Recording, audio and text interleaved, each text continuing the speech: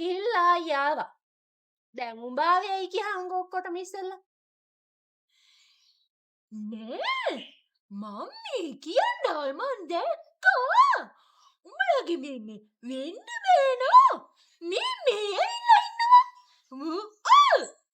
උඹත් ගෙදර නැති එකේ කෙල්ල තනියට ගෙන්න ගන්න ඇති.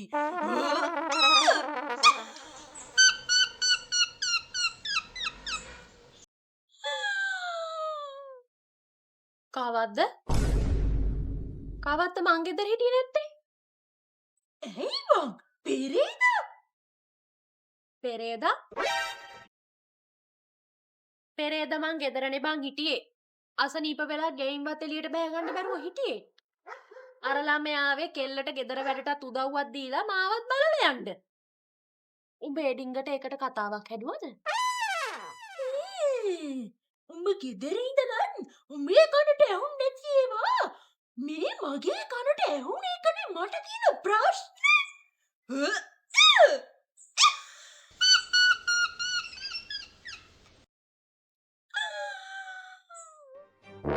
යතාමේ උඹ මගේ මාරයා උස්සන්න හදන්නේ.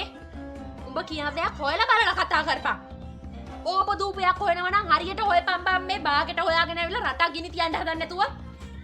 පලයන් යන්න මගේ දැහැට නොපිනි. එනෝ මෙතන කේලම් කියන්න. නෑ ඉතින් මේ පලයන් ඉතින් කිව්වම. Run.